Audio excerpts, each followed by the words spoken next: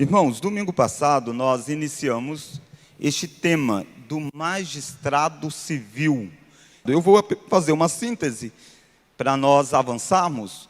Então vamos ler inicialmente o que o capítulo da Confissão de Fé fala sobre a nossa relação com as autoridades civis, qual que é a função dela, como que nós nos comportamos e o que elas devem fazer.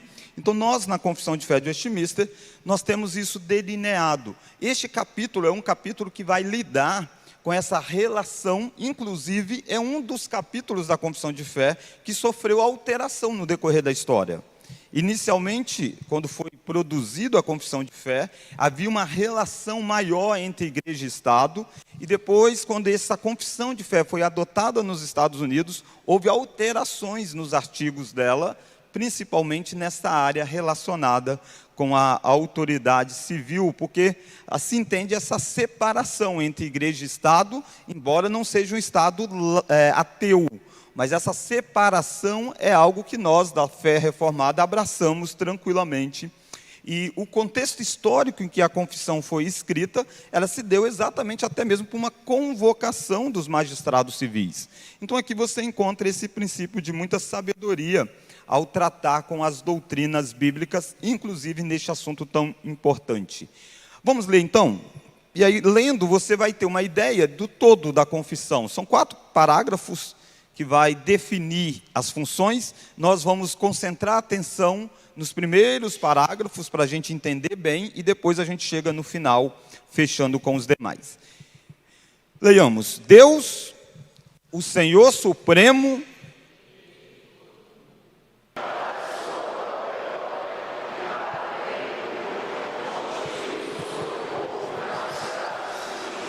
a eles sujeitos, e para este fim os armou com o poder da espada para a defesa e incentivo dos bons e castigo dos malfeitores.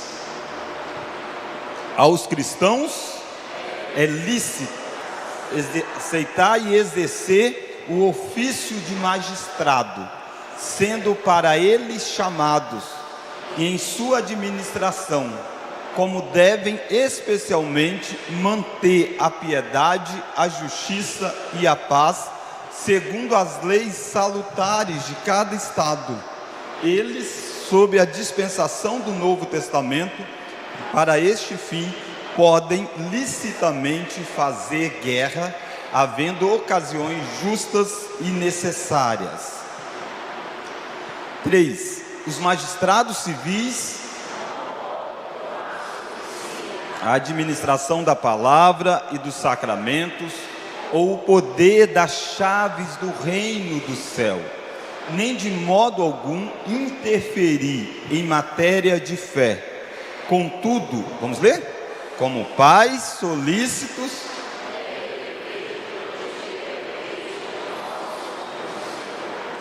sem dar preferência a qualquer denominação cristã acima das outras, de tal maneira que todos os eclesiásticos, sem distinção, gozem plena, livre e indisputada liberdade de cumprir todas as partes das suas sagradas funções, sem violência ou perigo.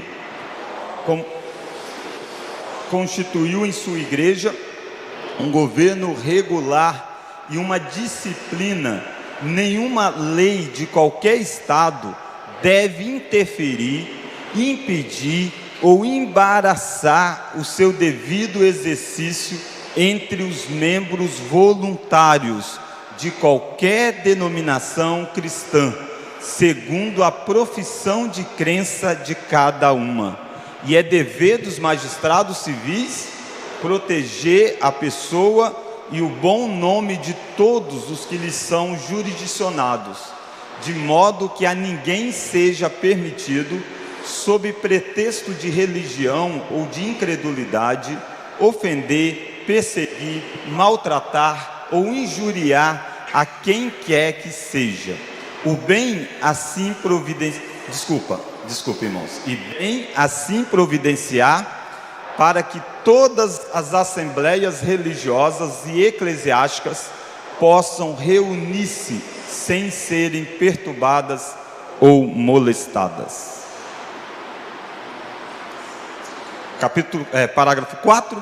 É dever do povo orar pelos magistrados, honrar a pessoa deles, pagar-lhes tributos e outros impostos, obedecer às suas ordens legais e sujeitar-se à sua autoridade. E tudo isso por dever de consciência. Incredulidade ou indiferença em questão de religião não invalida a justa e legal autoridade do magistrado, nem isenta o povo da obediência que lhe deve. Obediência essa da qual não estão excluídos os eclesiásticos. O Papa não tem nenhum poder ou jurisdição sobre os magistrados dentro dos domínios deles, ou sobre qualquer um do seu povo, e muito menos tem o poder de privá-los de seus domínios ou vida, por julgá-los hereges ou sobre qualquer outro pretexto. Então, este é o capítulo da confissão de fé sobre as autoridades que constituem sobre as nossas vidas, que Deus constituiu sobre as nossas vidas. No primeiro parágrafo nós vimos a origem do poder. Deus é o Senhor supremo e Rei sobre todas as coisas. Ao pensarmos nessa relação com o governo, jamais devemos achar que o governo tem toda a autoridade absoluta por si só. Toda a autoridade, ela existe somente na pessoa de Deus. O único ser que tem autoridade como fim último em si próprio é o próprio Deus. Todos os demais têm autoridades, não só o governo civil, mas dentro de casa, dentro das relações, dentro da igreja. O exercício de autoridade faz parte deste mundo criado por Deus. É necessário existir autoridade para que o mundo possa caminhar. Desde a queda, isso se torna ainda mais evidente, por causa da maldade do coração humano. Então Deus organiza o mundo criado com princípios de autoridade, com a autoridade sendo constituída. Mas nenhuma dessa autoridade tem o poder por si só.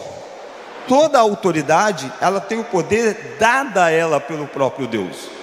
O único ser que não está debaixo de nenhuma outra autoridade, porque ele tem a autoridade suprema, o único ser de fato absoluto é Deus. Todos os demais possuem autoridades, mas autoridades derivadas, autoridades dadas a eles. E por isso que é muito comum que Deus coloque essas pessoas debaixo de múltiplas relações. Por exemplo, em algum aspecto, você está debaixo da autoridade de uma pessoa, mas essa pessoa que é autoridade sobre você, numa outra relação, ela está debaixo da autoridade do outro. Percebe? Ela não é autoridade absoluta por si só. Se ela fosse detentora de toda a autoridade, ela nunca estaria debaixo de uma outra autoridade. E Deus não permite esse absolutismo nas autoridades.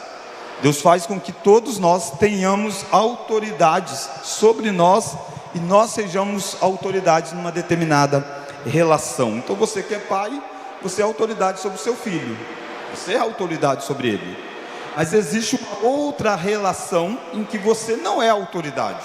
Uma relação talvez, por exemplo, na igreja. Se você não é presbítero, você não é diácono, você não é pastor. Então você está debaixo de uma autoridade. Percebe? Então essa relação mostra para nós que nós não temos todo o poder. De igual forma o pastor é autoridade sobre vocês, juntamente com os presbíteros e diáconos. Mas nós não somos autoridades absolutas. Há pessoas que são autoridades sobre nós. Deus faz tudo isso de modo a mostrar que o único ser que não presta obediência a ninguém é o próprio Deus. Não existe uma autoridade acima de Deus. Deus é a autoridade maior e Ele delega poderes aos seres humanos, constituindo como autoridade. Nós vimos o texto de Romanos, capítulo 13, abra aí por gentileza, Romanos 13, 1. Então, quando você pensa em governo, pensa em autoridade, você precisa pensar dentro da dinâmica da origem deles. Porque quando você olha, muitas vezes, marcado em um mundo quebrado pelo pecado, você vê e se decepciona com diversos governos e diversos sistemas de governo ao longo da história. O que eu e você devemos sempre fazer é buscar governos melhores, isso não há nada de errado, mas nós não devemos nutrir ideologias revolucionárias no sentido de tirar a autoridade. Vamos então fazer uma anarquia, um governo de todos nós aqui, onde ninguém vai ser governo sobre nós. Isso não é bíblico o princípio da anarquia.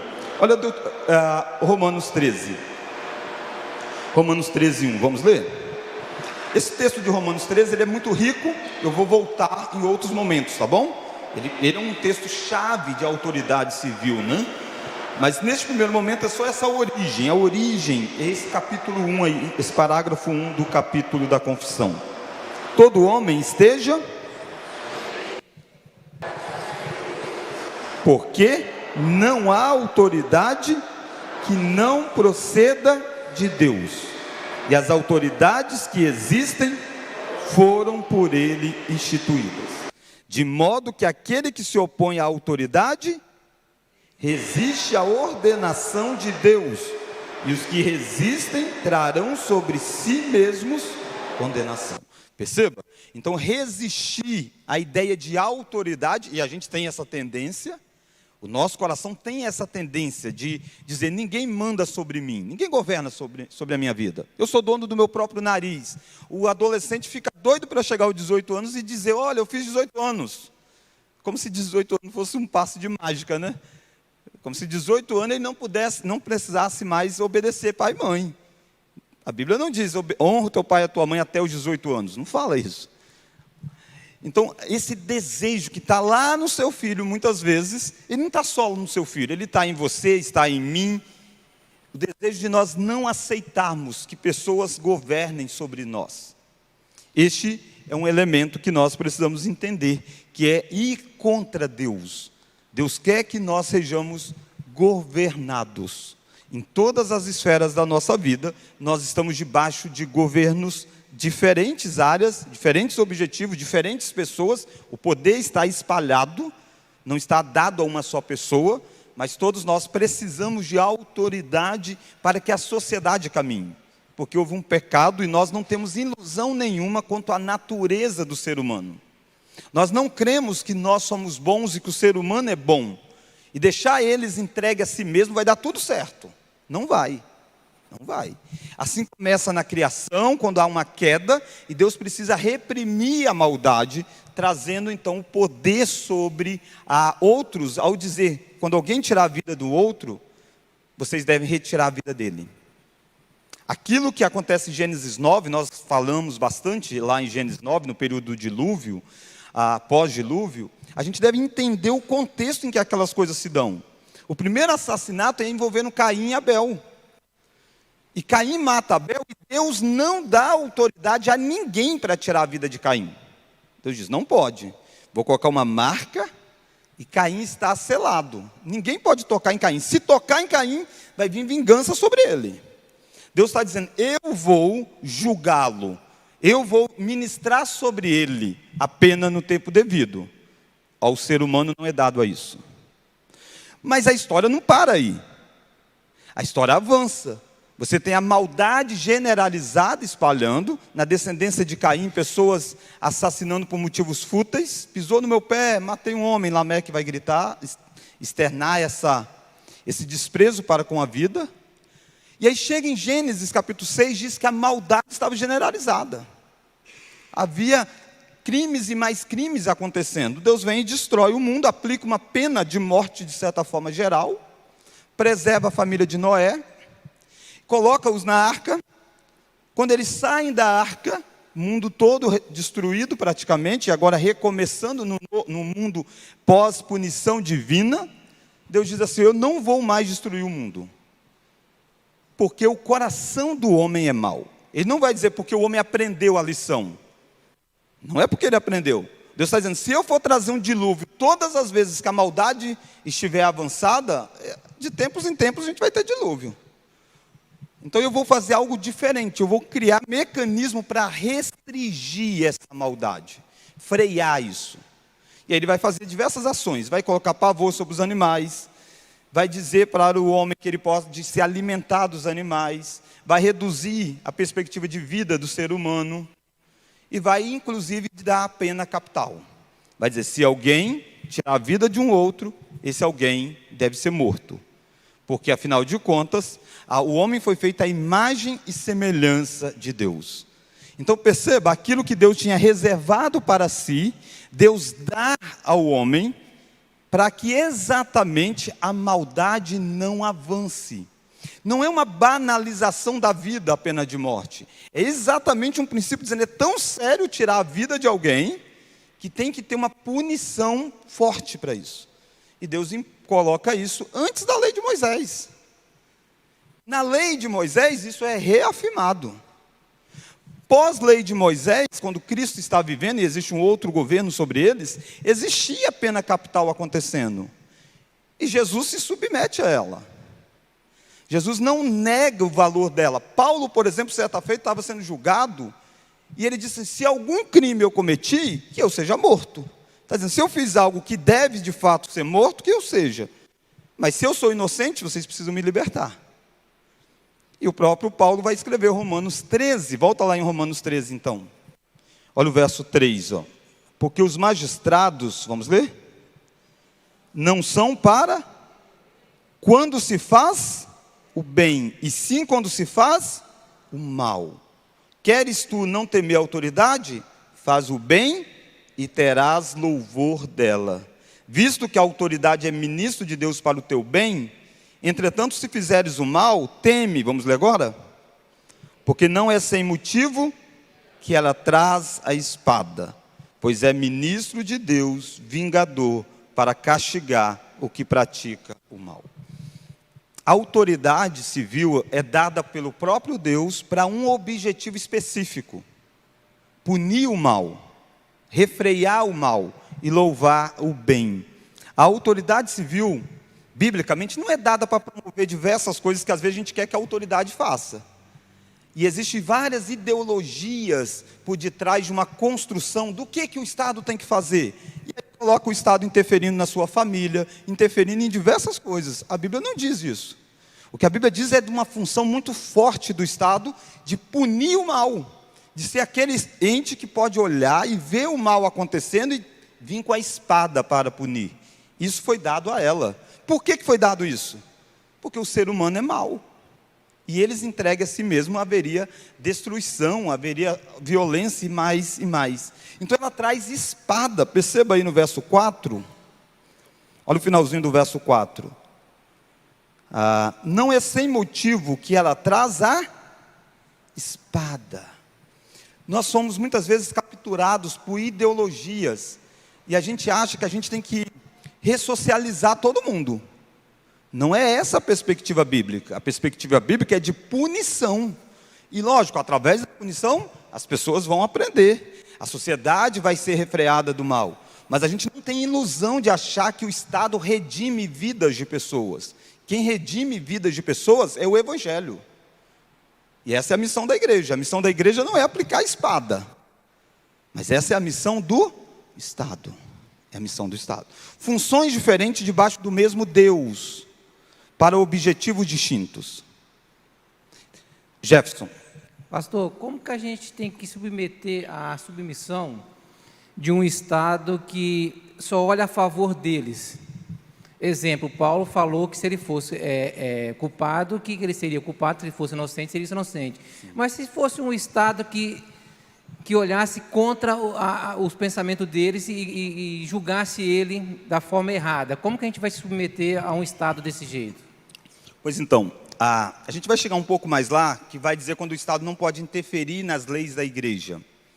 Todas as vezes que a lei do Estado, e não serão poucas, serão diversas vezes, vai trazer princípio contrário ao Evangelho de Cristo. Porque essa autoridade, Salmo 2, vai dizer que elas conspiram contra o ungido do Senhor. Está lá no Salmo de número 2. Os reis, os príncipes da terra conspiram contra o ungido do Senhor. Não pense que eles reunidos estão pensando no bem da igreja. Eles conspiram contra os princípios cristãos.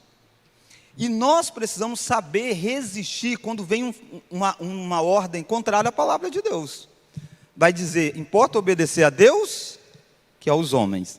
Só que não cabe à igreja, mas eu não quero avançar muito, senão a gente não desenvolve lá na frente, quando a gente entrar com outras questões. A forma de fazer essa resistência. Entende? Paulo que escreveu isso aqui, ele não tem ilusão, ele não está escrevendo, e é isso que é interessante a gente entender um pouco. Quando você olha para o Antigo Testamento, você vai ver uma teocracia. O que é uma teocracia? Um governo debaixo da ordem direta de Deus da palavra. Então, quem deveria ser rei, deveria vir da tribo de Judá. E aí você tem o Pentateuco como exatamente a constituição deles. Eles tinham uma lei civil vinda do próprio Deus, uma lei cerimonial e uma lei moral. Não contradizendo, mas ampliando os significados e a aplicação da lei moral. Dentro desse contexto, então, o rei, o sacerdote e o profeta, eles estão sendo infiéis para com Deus, deveriam ser destituídos e diversas coisas aconteciam. Quando você vai para o Novo Testamento, você tem uma relação diferente acontecendo, onde você não tem mais um Estado teocrático. Você tem o Estado de Roma dominando, e por isso que chegam para Jesus com a moeda e dizem, é lícito pagar tributo a César? Porque se você olhasse na lei de Moisés, era lícito pagar tributo aos governantes de Israel. Precisava que o templo funcionasse, tem diversos tributos lá. Agora a pergunta, e esse Estado que está subjugando a gente? É lícito pagar tributo a César? Jesus vai dizer, dai a César o que é de César, e a Deus o que é de Deus. No Novo Testamento, ao contrário do Antigo, nós não temos um país nosso, nós temos uma igreja. O povo de Deus. O povo de Deus, ele deve continuar sendo regido sempre pela lei de Deus.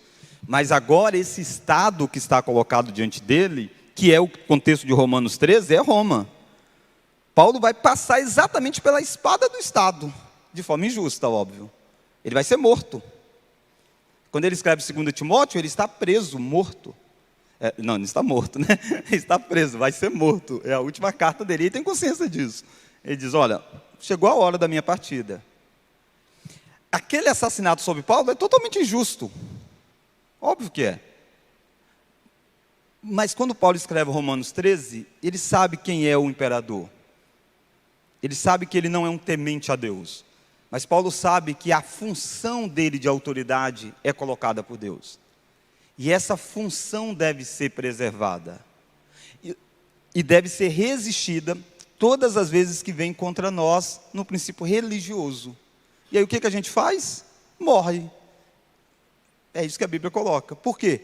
Porque ao Estado dados a ele, a besta o usa. Mas segura isso aí para me desenvolver daqui a pouco. Porque a gente usa muito esse texto aqui, mas a gente esquece de Apocalipse. Apocalipse diz para nós que por detrás dos governantes tem a besta também.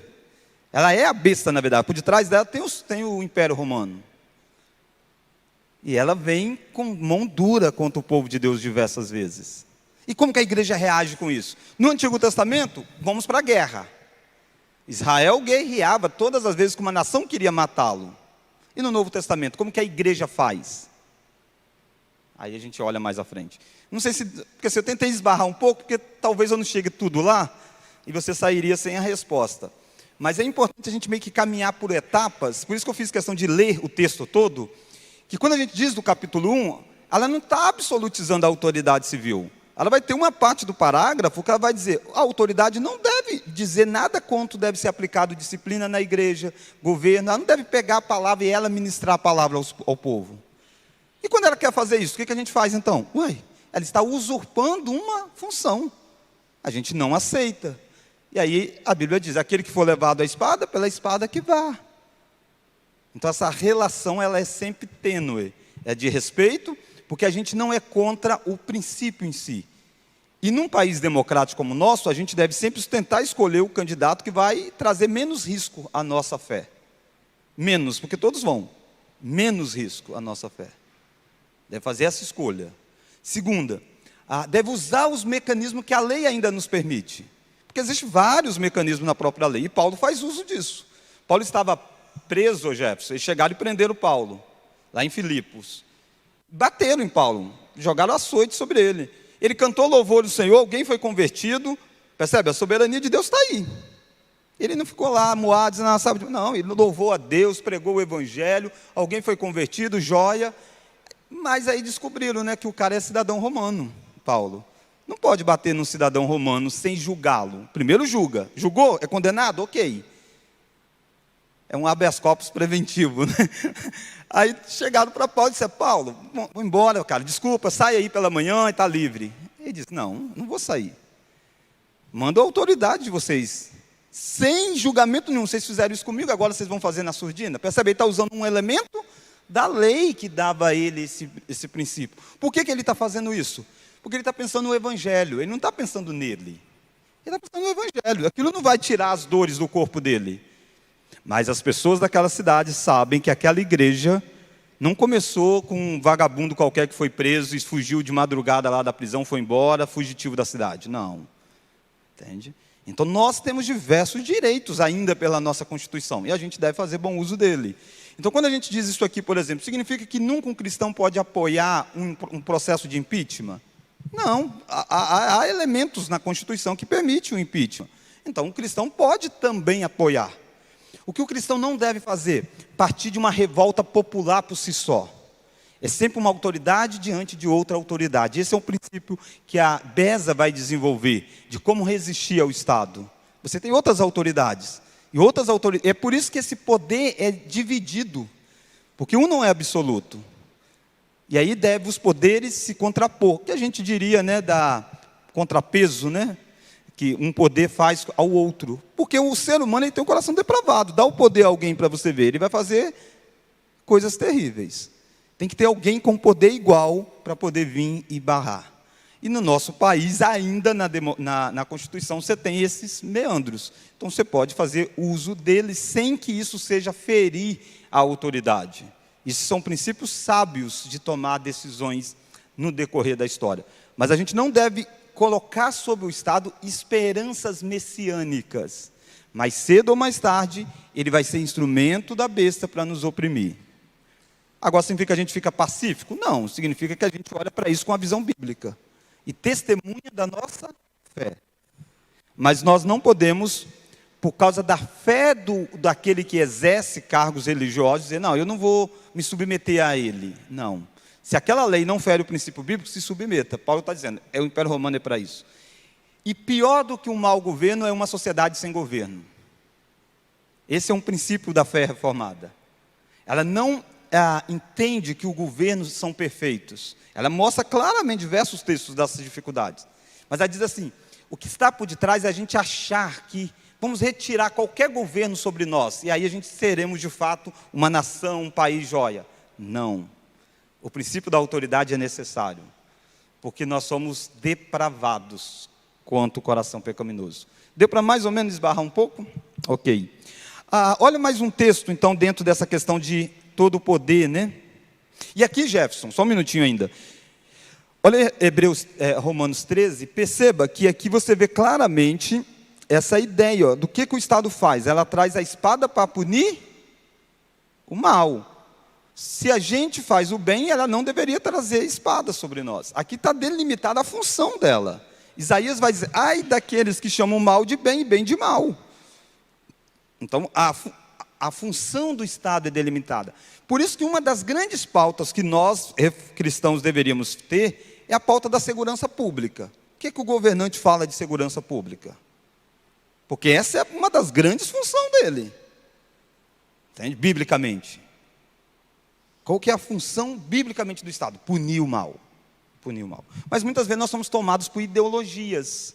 E a gente acha que o Estado vai nos dar felicidade. Se você pega programas de governo, ou propaganda de político, rapaz, se ele conseguir fazer aquilo, a gente está no céu. Educação, saúde, não sei o quê. Eles não fazem tudo aquilo, não é só por mau uso do dinheiro público. É também, mas não é só por mal. Não é só por corrupção.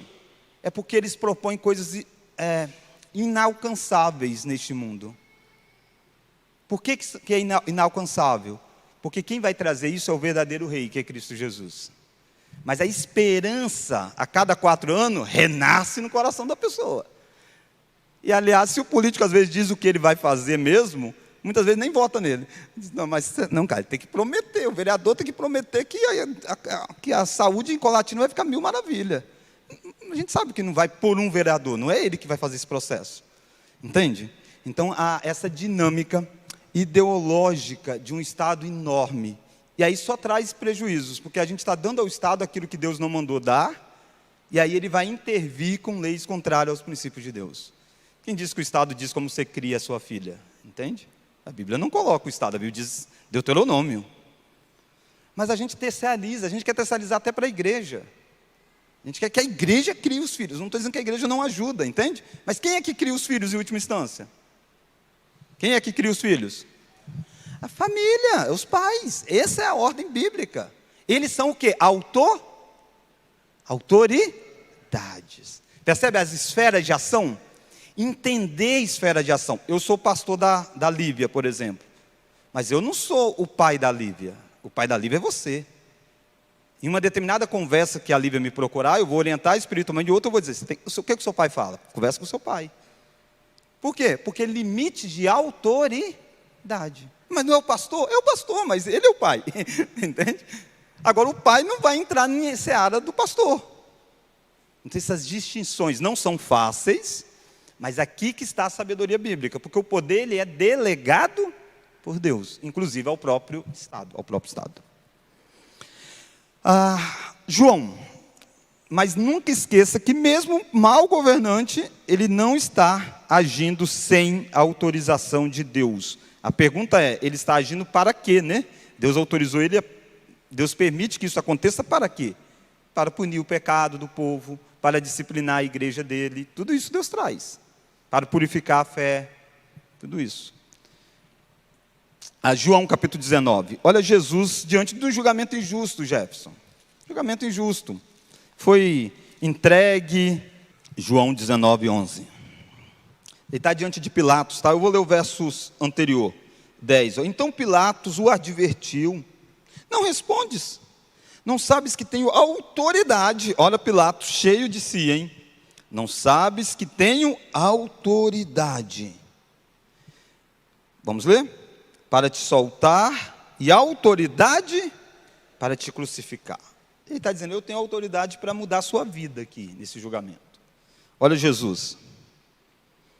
Respondeu Jesus, nenhuma autoridade terias sobre mim, se de cima não te fosse dada. Está dizendo, nenhuma autoridade você teria, se de cima não fosse dada a você. Que história é essa que você tem autoridade para fazer o que você quer? Não, a autoridade foi dada a você por Deus. E tem que fazer bom uso dela. Pilatos vai fazer mau uso, por diversos interesses, né? Mas Jesus está dizendo, nenhuma autoridade teria, se não fosse dada a você. Então, a origem do governo é Deus, não é o humano, não é o homem quem escolheu ter governo, é Deus quem instituiu. Deus deu o poder da espada às autoridades para fazer com que o que precisa ser feito, que é punir o mal e louvar o bem. O Estado não deve ser fraco, o Estado tem que ser forte para punir o mal e louvar o bem. A necessidade de sujeitarmos aos governos, né, por causa de temor da consciência, por causa de temor e por causa da consciência. Olha lá Romanos 13. Do verso 1 até o verso 4, Paulo mostrou essa ideia de temor da autoridade. Ela tem poder dado por Deus para punir o mal e louvar o bem. Então, se você está fazendo bem, você não deveria temer. Se você está fazendo tudo em dia, você não deveria ficar com medo de saber que a polícia está fazendo uma blitz aí na frente. Você deveria ficar tranquilo, você está tudo certo. Aí. Por que você precisa temer? É bom que tenha policiais que vai fazer com que aqueles que estão errados, os criminosos, não temam, né? Temam. Mas a gente sabe que o pecado atingiu e a autoridade muitas vezes quer só nos punir. E aí é um desvio dela e ela sofrerá duramente. Olha o verso 5. É necessário que lhe estejais sujeitos, não somente por causa do temor da punição. Um dos motivos pelo qual a gente teme a autoridade é por quê? Medo de sermos punidos. Esse é um dos motivos. Você anda numa determinada velocidade no trânsito, você tem medo de tomar multa. Então, o medo faz parte, a gente não deve retirar o medo legítimo. O medo precisa existir para coibir as ações dos maus. Mas há um segundo motivo. Olha lá o verso 5. É necessário que estejais sujeitos, não somente por causa do temor da punição, mas também por dever de consciência. Também por dever de consciência. Por entender que ela é uma autoridade constituída por Deus. E a gente deveria dar suporte àqueles que exercem a autoridade. E lembra, quando eu estou falando de autoridade, eu estou falando bem amplo. Não estou falando só da autoridade política. Ela é autoridade. Mas há vários níveis de autoridade. No seu trabalho, em tantos lugares. Mas a gente cria um ranço, uma briga, que a gente já olha com desconfiança. Quem é o supervisor? O supervisor ele? Pronto, ele já é o meu inimigo no trabalho. Essa é uma relação ruim. É uma relação que muitas vezes vinda por causa de uma autoridade que distorceu o seu princípio e de pessoas que nunca sabem se submeter a nada. Tem coisas que não são moralmente erradas. Tem coisas que são dois caminhos mesmo e tal. E aí a autoridade vai dizer, vai ser por aqui. Aí o outro não quer ir. Mas por que é errado? Não, é porque eu não quero, o meu gosto. Ué, você está debaixo de autoridade? Está, então segue. Adolescentes, por exemplo, horário do filho chegar em casa. Tem que ser 10 horas, tem que ser 9 horas. Tem que ser um horário bom, né, de educado e tudo mais. Mas o horário que seu pai colocou é o horário que ele colocou. Percebe? Você se sujeita a uma determinada questão porque existe uma autoridade dada aí. Muitas das brigas em igrejas, em diversos lugares, terminariam nesse princípio. Você entender a função em que você está nessa relação. Não é submissão cega, não é isso. Mas é submissão dentro de propósito. Dentro de propósito. Então essa ideia de consciência. Olha lá o verso 6. Por este motivo da consciência de que é necessário, de que ele exista, de que ele faz uma função, por este motivo também pagais tributos, porque são ministros de Deus. Olha, o que eles são? Ministros de Deus. É difícil a gente falar isso, né? Mas Paulo está falando para o Império Romano, que não é bonzinho, tá? Não é bonzinho. Mas Paulo está dizendo, eles ainda são ministros de Deus. Atendendo constantemente a este serviço. Pagai a todos o que lhe é devido. A quem tributo? Tributo. A quem imposto? Imposto. A quem respeito? Respeito. A quem honra? Honra. Paulo estabelece essas necessidades que nós temos. Olha 1 de Pedro, capítulo 2. Você viu Paulo, e agora você vê Pedro escrevendo para crentes que estavam espalhados. Por que eles estavam espalhados? Porque eles tinham sido perseguidos. Eles estavam vivendo errantes. Inclusive, Jefferson, talvez naquela pergunta que você me perguntou, talvez, encaixa aqui nesse texto de Pedro, é possível fugir de uma autoridade quando ela está nos perseguindo por motivo religioso, ou a gente tem que só se entregar? Fugir é um dos caminhos. Jesus diz, quando perseguir vocês numa cidade, vá para outra. Vá para outra, vá para outra. Vocês vão ter lugar para você ir, saia. Então não é errado, entende? Não, a autoridade colocou, ela proibiu o culto aqui. Então a gente não vai mudar de cidade, porque está proibido, vão ficar. Pode ficar, mas sair também não é pecado. Esses aqui, por exemplo, estão espalhados, entende? Por que eles estão espalhados? Porque eles sofreram dura perseguição. Perderam casa, muitos deles e tudo mais. Mas olha como Paulo quer colocar na mente deles, a Escritura trata conosco com coisas além desse mundo. É isso que é o difícil, porque a gente está acostumado, o governo e tudo mais, coisas deste mundo. A batalhas de poder por este mundo. Paulo não. Aqui Pedro, ou Cristo através dos seus apóstolos, não.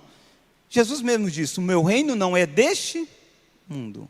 Se fosse, quando ele está lá naquele julgamento, se fosse deste mundo, os meus seguidores, meus ministros, lutariam, me libertariam, mas não é deste mundo.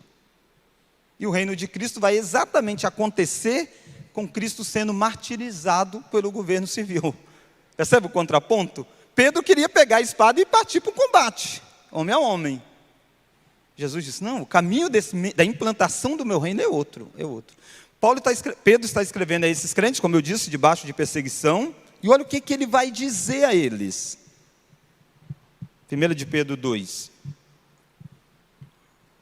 Olha o verso 13. Sujeitai-vos a toda instituição humana. Que a gente disse, mas isso é coisa de homens. Sim, Pedro está dizendo, a toda instituição humana. Por causa de quem? Por causa do Senhor. A sua razão de sujeição é diferente da razão do descrente. Você tem um motivo além, você tem um motivo do fato de Deus, do temor que você tem a Ele. E aí Pedro vai descrever a diversidade possível naquele contexto.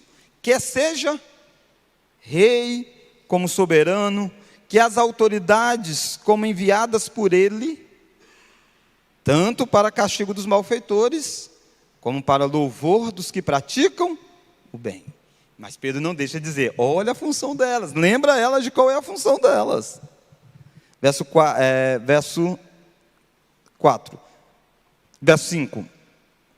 Porque assim é a vontade de Deus, vamos ler? Que, pela prática do bem, façais imudecer a ignorância dos insensatos. Sabe qual que é a vontade do bem?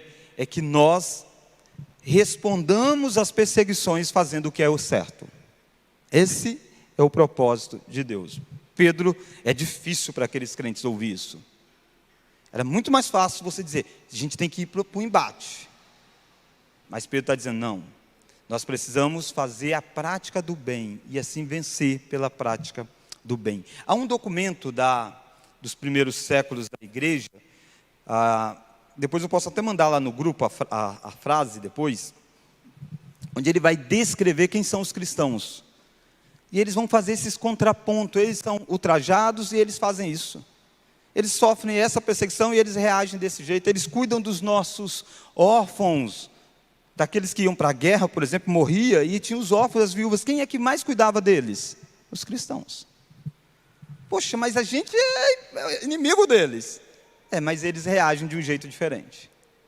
Então, essa é um princípio que transpõe este mundo. É um reino além desse. Aliás, em Apocalipse diz que foi dada a besta que ela pelejasse contra nós, e o texto diz, e que nos vencesse. A nossa visão escatológica é tão rica que nós cremos que Deus chegará a um ponto, e já chegou em vários momentos da história, né, de permitir que nós sejamos mortos pela nossa fé. Poxa, por que o rei maior não destitui aquela autoridade que vai fazer isso? É porque Deus tem propósitos diferentes. Lembra da morte de Estevão? Você vê autoridades fazendo um absurdo aí. E autoridades religiosas dentro do judaísmo. Mas o que acontece com a morte de Estevão? Os cristãos são espalhados, o evangelho chega em vários lugares. Dentre aqueles que estavam naquele julgamento injusto, estava Paulo, ainda chamado de Saulo.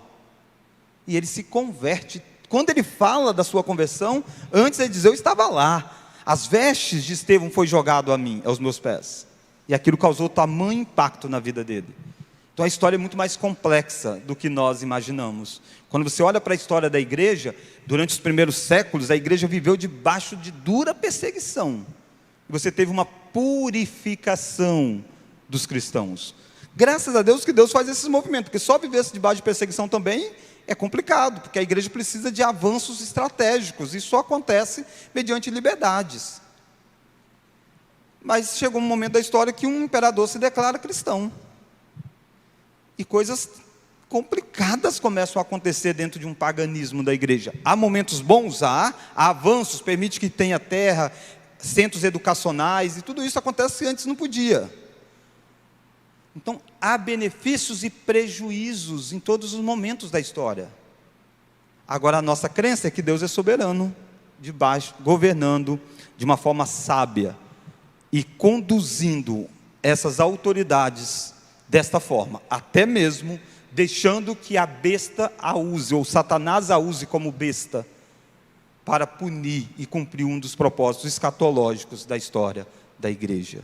sermos perseguidos por causa da nossa fé. Por causa da nossa fé. Presbítero Cícero. De tudo que está sendo falado desde a aula passada, a gente percebe, às vezes, das perguntas, uma dificuldade enorme de relacionamento com as autoridades, principalmente por ser uma mensagem bíblica de sujeição que é muito contrária ao nosso instinto de reação. Mas um pouco do que já está sendo dito, mas em outras palavras, nós temos que nos lembrar, quando falamos desse assunto, que existe Deus sobre todas as coisas como autoridade, e nós temos que reafirmar a autoridade da palavra de Deus, que é inspirada pelo Espírito Santo de Deus, para nortear nossas ações. Se nós não reconhecemos a inerrância das Escrituras, que ela é inspirada por Deus, que ela é a autoridade máxima sobre a qual nós devemos nos sujeitar, nós não teremos condições de aplicar esses princípios que estão sendo ensinados, porque nós vamos colocar um empecilho, né, que a gente vai realmente, a gente estava falando há pouco aqui, que é difícil a gente pensar, às vezes, em alguns governantes como sendo ministros de Deus, como está mencionado aqui. Mas nós temos que pensar também nas finalidades pelas quais Deus está estabelecendo aquele governante sobre o povo, né? Então, ao tratarmos sobre todos os assuntos que nós tratamos na igreja, nós temos que nos lembrar, sobretudo, da autoridade das Escrituras sobre as nossas vidas e buscar nos sujeitar a essa autoridade, né? Isso, presbítero Cícero. E essa autoridade da Escritura que vai deliberar responsabilidades para pessoas diferentes. Por quê? Porque às vezes a gente está muito assim, a gente está mais ou menos como os apóstolos. Jesus chegou e falou sobre o que aconteceria com Pedro. Falou, Pedro, vai acontecer isso, você vai ser levado, quando você estiver velho, vai levar você para onde você não quer, você vai sofrer e tal, a morte que Pedro teria. Aí Pedro não deixou barato, ele olhou para João e perguntou, e contou a ele, né? Tipo assim, o que vai acontecer com João? Se for mais ou menos a mesma coisa, estou dentro, né? Porque a gente tem essa preocupação, o que vai acontecer com o outro? Aí Jesus olhou para Pedro e disse, se eu quiser que ele fique vivo até que eu volte, o que te importa? Por que isso? Nós estamos falando em relação à nossa relação com a autoridade. Tá, e a autoridade? Rapaz, eu não queria estar na mão de alguém que é colocado para ser ministro de Deus para o bem e faz o mal. Isaías vai dizer, ai deles, dos que chamam mal de bem. Lembra da Síria? Deus levantou a Síria. Por que Deus levantou a Síria? Porque Israel estava em pecado. Aos olhos do mundo, é só um doido que está assumiu um governo e está destruindo um monte de gente, invadindo povos. Aos olhos daqueles que criam na palavra de Deus, é cumprimento de Deuteronômio. Se eles não obedecessem, eles seriam expulsos daquela terra. E como que eles vão ser expulsos? Deus vai chegar e tirar eles de lá? Não, Deus vai levantar alguém para tirar a terra deles. E um deles é a Síria, outro é a Babilônia. Mas quando Deus traz esse pessoal para cá e faz diversas punições, destrói o templo, os babilônicos, por exemplo, Nabucodonosor destruiu a casa de Deus. Leva Daniel cativo lá para a Babilônia. Mas por detrás disso tem a soberania de Deus. Mas Deus disse assim, sabe, depois que eu fizer isso, sabe o que eu vou fazer com o rei da Síria? Vou derrubá-lo, porque é a arrogância dele. Porque ele é apenas um machado na minha mão. Mas o machado acho que faz pela força dele. Então, quando o machado começa a vangloriar, eu vou trazer punição sobre eles. Esse é um Deus justo, entende? Que conduz essa dinâmica que não é fácil para nós entendermos, mas tenha certeza, os governantes que mataram Paulo, não passam ileso da sua responsabilidade. Não passam ileso. Então, eu e você precisamos entender a relação em que nós estamos.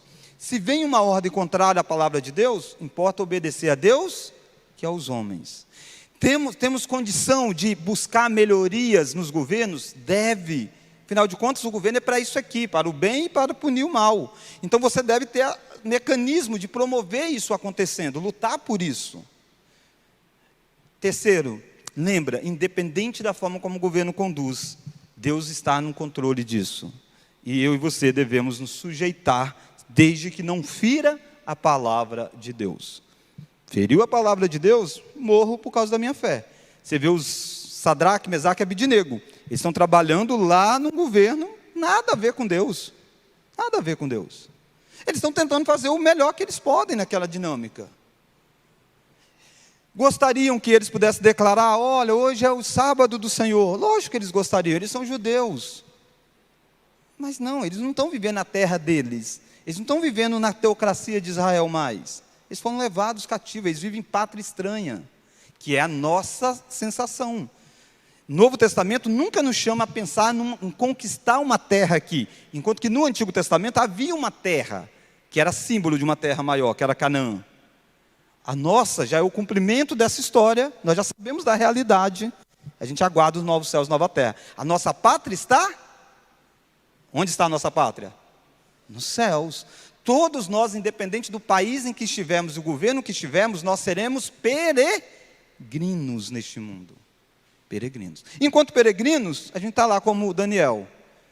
Mas chega uma hora que ele diz, tem que se dobrar. Aí Sadraque, Mesaque e Abidnego diz, nós não vamos dobrar. Então vai morrer. Vamos morrer, fazer o quê? Fazer o quê? Percebe? Essa convicção. Mas tá aí, beleza, foi liberto, o rei deu uma quebrantada. Daniel diz, sabe uma coisa? Eu vou me rebelar, vamos fazer uma... Não, Daniel vai, continua servindo.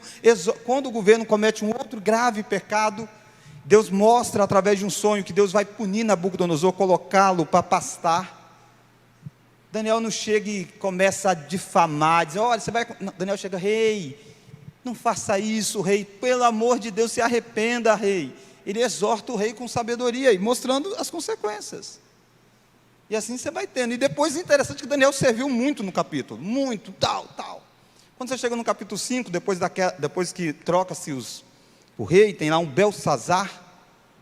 Belsazar nem sabe de Daniel. Daniel nem está mais lá dentro, na principal corte aí. Antes ele era um dos principais, hein?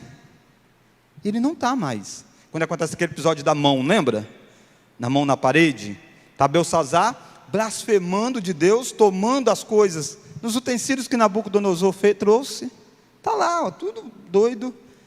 E aí, de repente, aquele cara diz assim, opa, parece a mão faz um negócio lá, quem é que pode resolver isso? Tem ninguém aí que pode. Aí alguém diz, tem um tal de Daniel, ele já fez muita coisa nesse reino nosso, no passado. E aí manda chamar o Daniel já está mais velho, tá, nesse contexto.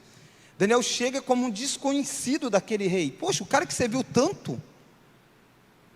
Mas porque é assim, governos fazem isso. E aí Daniel chega, e aquele rei cheio de poder, autoridade, Daniel diz, olha, pesado foste, achado em falta, pesado foste na balança, achado em falta, e o teu reino se passará a outro. E o cara está disposto a dar dinheiro, engrandecer Daniel. Daniel está dizendo, não, acabou. E aquela noite, aquele cara perdeu o reino. Depois Dario assume, Daniel se torna um importante no governo de Dario. Daniel passa por diversos, tendo as suas dificuldades, porque afinal de contas, essa é a relação de um peregrino. Ele está lá no Dario servindo com uma beleza, de novo exaltado, você diz, poxa, o cara sabe o que é ser exaltado, o cara sabe o que é o ostracismo, e agora é exaltado de novo, mas vem a ordem. A ordem é, nós precisamos, antes primeiro tem a conspiração, né? Conspiração, disseram, sabe de uma coisa, a gente não quer esse cara. E para a gente tirar esse cara daqui, só tem um jeito. Ele nunca vai quebrar uma lei dos medos e persas, leis normais, porque ele é ético, ele é cidadão de lá, ele cumpre a lei, ele é uma autoridade debaixo de autoridades. Mas tem uma coisa, se a gente pegar na lei do Deus dele, percebe a leitura feita? Essa leitura só acontece de alguém que sabe o temor de quem está diante dele. É bonito isso, você pensar o seguinte, se alguém quisesse pegar você, colocar você em maus lençóis, como é que ele faria isso? Daniel só tinha um jeito, não era baixar os sigilos dele e tal, isso aí não dá problema nenhum para ele. Agora, um problema que vai dar para Daniel é se tiver uma lei que vai ferir o Deus dele. Aí esse cara nunca vai quebrar a lei do Deus dele. Por que eles chegam a essa conclusão? Porque eles sabem quem é Daniel. Sabe que ele não quis se contaminar com as finas. Sabe do episódio envolvendo os amigos de Daniel que não se dobraram. Conhece Daniel. E é batata. Eles fazem um movimento. O rei gosta de Daniel, tá? O rei gosta muito de Daniel, Dario. Mas é todo um movimento por detrás, sem perceber, a ordem é simplesmente para que pare de suplicar um Deus durante um tempo. Aí Daniel pega aquele decreto, Tem várias formas de responder a Ele. Afinal de contas, a oração só Deus sabe. Eu posso estar aqui, vou orar. Ora em silêncio, né? A Bíblia diz, tem que orar de olho fechado. A Bíblia não ordena assim. Talvez se fosse brasileiro, ia tentar dar o jeitinho. Sabe de uma coisa? Eu vou orar aqui, na minha mente. Estou pronto, quero ver se me pegar.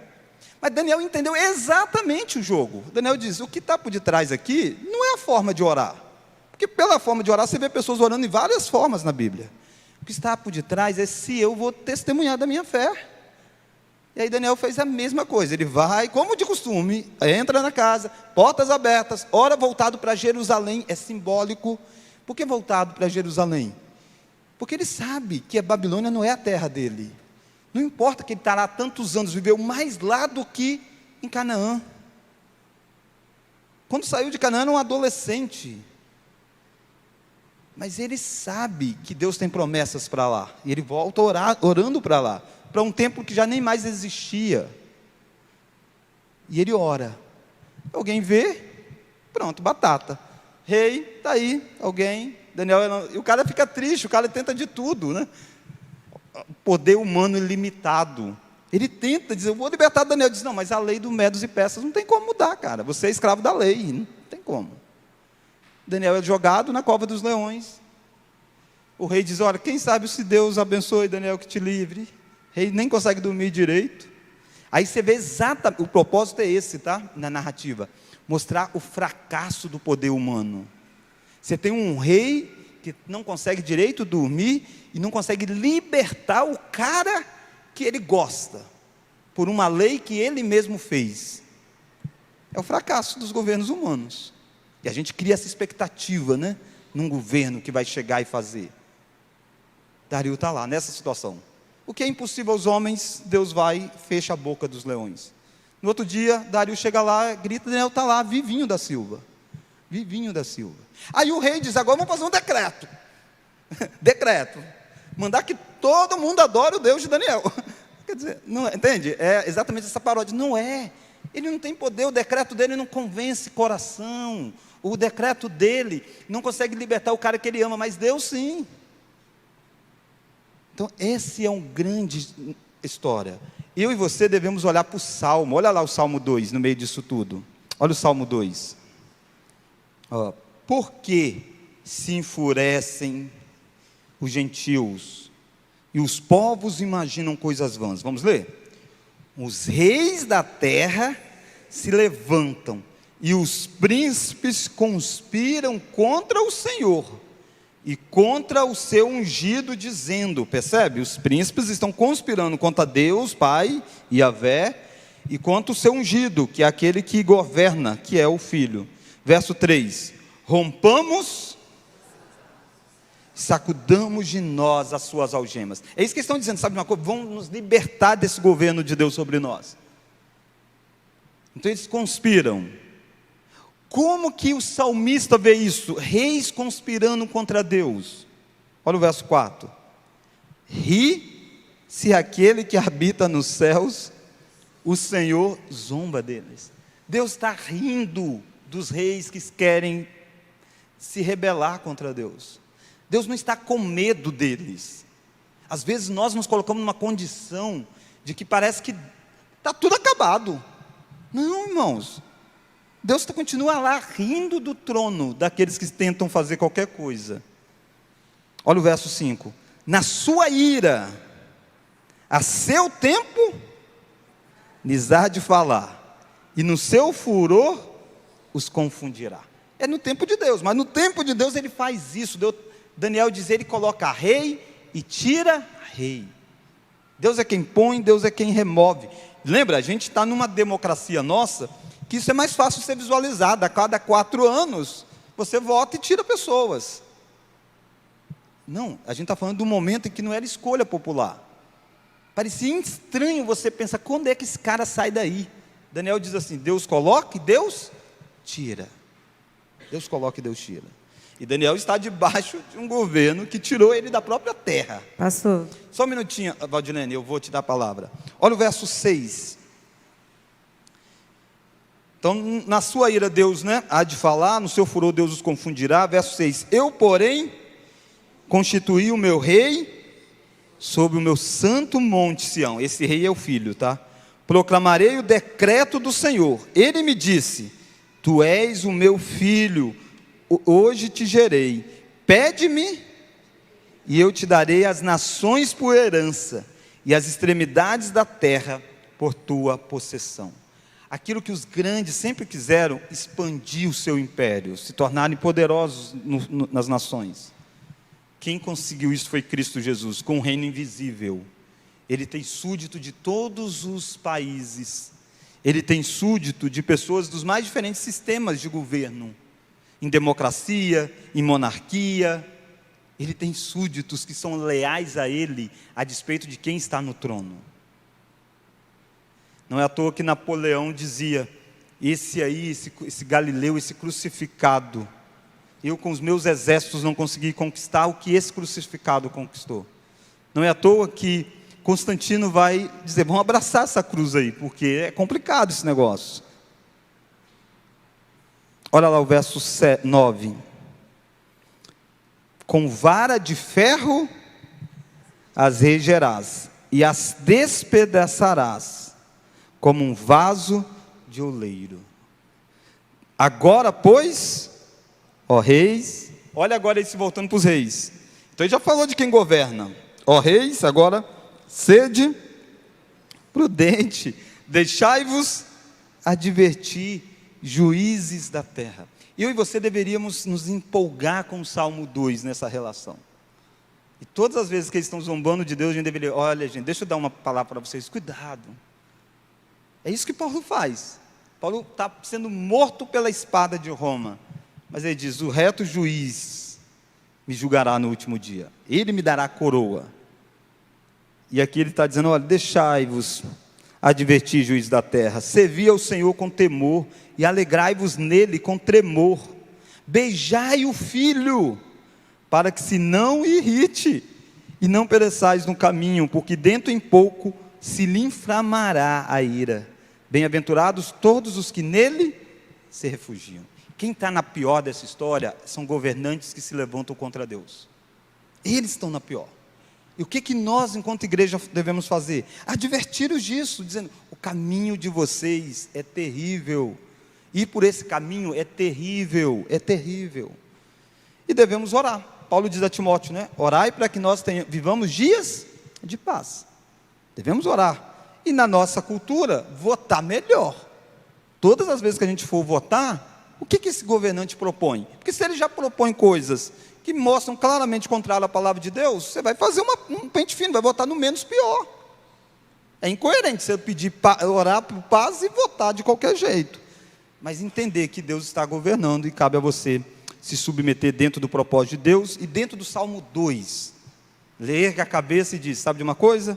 Ai deles, maior o que está em nós do que o que está no mundo. Valdirene. Me surgiu uma dúvida de uma situação. Só uma você está bem. Nossa, se for só uma, você está bem. Várias, mas assim, numa posição que você é um país laico de direito, né? Que é o nosso país, mas você não é pecaminoso um cristão ter um cargo público. Não certo? É pecaminoso, não é. Pecaminoso. A confissão vai até dizer isso, ó. Isso, mas assim, existe uma situação de um prefeito dito cristão, mas que no carnaval ele não foi na presença lá do carnaval para dar a chave da cidade para o rei Momo, e aí surgiram várias críticas com relação a essa pessoa do comportamento, porque é um país laico e ele tinha que respeitar aquela cultura, aquele costume. Como é que é isso? Como é que como é que devemos ter uma postura tendo um cargo público? Pois então, é sempre muito difícil essa relação, Val. É a relação de Daniel lá, vivendo no reino. Eles mudaram o nome dele e ele aceitou mudar. Porque era uma coisa que não tinha como mudar. Ele é escravo, ele é cativo, ele está naquela condição, eles estão dando o nome dele de Belsazar. Ele não disse assim: enquanto você me chama Belsazar, eu não atendo. Não. Mas quando diz para ele: agora você precisa se compactuar ao ponto de sentar na mesa e comer, ele diz: chega, isso não. Entende? Então é um limite tênue, e a gente sempre deve lembrar o princípio da consciência da fé. Como que eu entendo aquilo que está sendo exigido de mim? Olha para as Escrituras. Num caso hoje em dia, quanto mais hoje em dia, as pessoas que estão nessas questões precisam estar próximo de pastores, de lideranças para auxiliar espiritualmente, próximo de pessoas que conhecem bem as legislações. Acho que a gente é muito falho nisso, e entende? O que a gente pode, quanto cidadão, quais são os nossos direitos? Porque nem tudo que eles querem que a gente faça, a gente tem leis às vezes que nos impede que nos dá esse respaldo. Então, ter essa consciência, buscar esse bom amparo para tomar as decisões mais sábias. Porque cada vez mais vai acontecer essa invasão do Estado. Em determinados momentos, a gente vai perder empregos, vai perder determinadas coisas por causa da nossa fé. Por causa da nossa fé. Esse é o vislumbre bíblico. Não tem como ser diferente, porque nós não somos deste mundo. Não temos como. Há momentos melhores e momentos piores na história, mas sempre vai ser essa relação conflituosa, porque nós não somos deste mundo. Nós não somos chamados como era em Israel. Vamos fazer o seguinte, vamos criar um governo nosso, só de deputados evangélicos, presidente evangélico, senador evangélico, criar leis dos evangélicos, e assim a gente vai resolver o nosso problema. Não, esse não é o chamado nosso. Jesus disse, o meu reino não é deste mundo, o meu chamado é de pregar o evangelho, e transformar pelo evangelho a mentalidade. E à medida em que nós estamos inseridos nas funções como cristão, a gente vai exatamente pensar, eu estou aqui para governar para o bem comum. E eu preciso governar pensando no bem comum. E o bem comum nunca vai ser contrário à palavra de Deus. Porque Deus é quem criou a sociedade, entende? E a gente saber dialogar na área da apologética exatamente por esse viés, de argumentar o que é o bem comum. Pensar em carnaval, por exemplo, há diversas questões, independente religiosamente falando, dos malefícios do carnaval, do uso da verba pública, uma série de coisas, entende? Às vezes a gente precisa chegar como primeiro argumento, dizer, não, eu sou cristão. A gente precisa ter um pouco de sabedoria em determinados aspectos, dentro do cargo em que nós estamos. Fora do cargo é diferente, entende? É diferente. Então essa distinção são importantes. Quem mais pediu a palavra? Ninguém não? Parece que tinha visto uma mão aqui. Então tá. Irmãos, então esse assunto é um assunto bem contemporâneo, né, e sempre desperta as nossas dúvidas, Vamos ler esse parágrafo aqui, só para a gente ler mesmo. Aos cristãos é lícito aceitar e exercer o ofício de magistrado, sendo para ele chamados. Precisa ter o chamado para isso. Se alguém tem um chamado para isso, é lícito. Alguém ser deputado, ser senador, ser presidente, lícito. Aliás, são as pessoas que deveriam estar mais bem intencionadas, né? Afinal de contas, eles conhecem qual que é a função deles aí. A função deles aí não é trazer educação, saúde, não sei o que, A função deles é punir o mal e louvar o bem. Essa é a função primordial deles. Porque o ser humano vai ter liberdade para poder fazer diversas coisas. Você vai ver que a confissão preza muito por liberdade, até para aqueles que têm outra religião. Alguém tem outra religião e você tem poder de barrar aquele negócio. Suponhamos que você trabalha em um órgão que você pode fazer vistoria. E aí você vai numa religião que você não concorda, que é contrária à palavra de Deus. Sabe uma coisa? Eu vou dar um jeito de fechar aquele negócio lá. Afinal de contas, não é isso. Nós temos que pregar o evangelho para aquele cara se converter. E ele tem o direito de ser o que ele quiser para lá. Percebe? Então a distinção de esferas é fundamental. Essa questão de cidadãos exercendo, né? Você tem José, você tem Daniel, você tem Neemias. Estão servindo pessoas que não são muito cristãs. E ele está tendo muito tato em fazer.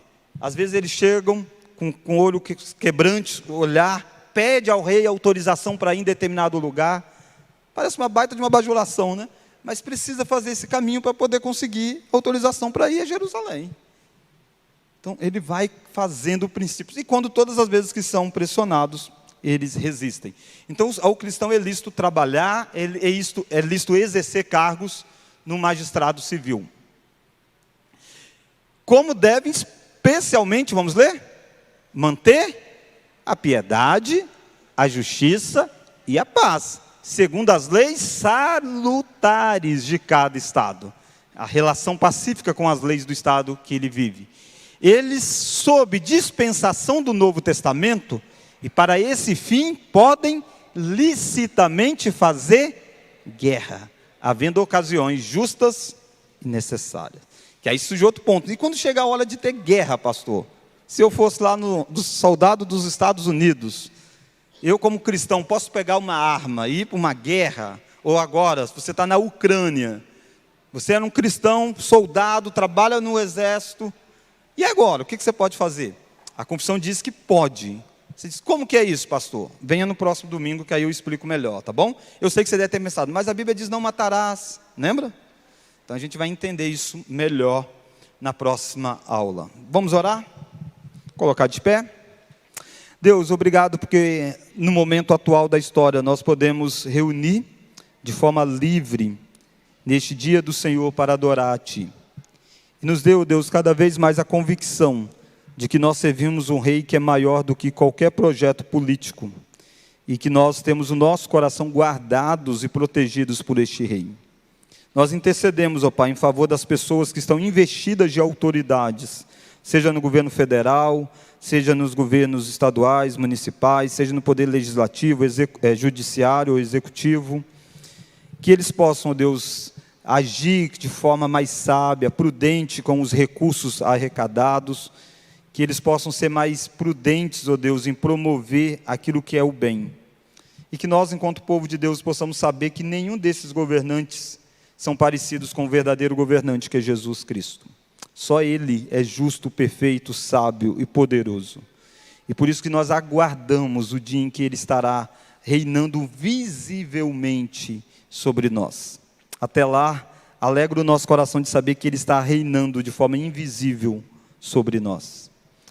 Pedimos, ó Pai, por esta igreja, pedimos pelas autoridades que o Senhor nos coloca aqui, autoridades espirituais, e que nós possamos exercer dentro da nossa esfera de ação a autoridade que o Senhor nos dá, sem jamais negligenciar o princípio da responsabilidade que nós temos de prestar contas daquilo que o Senhor coloca diante de nós, quando o Teu Filho, o verdadeiro dono da igreja, voltar.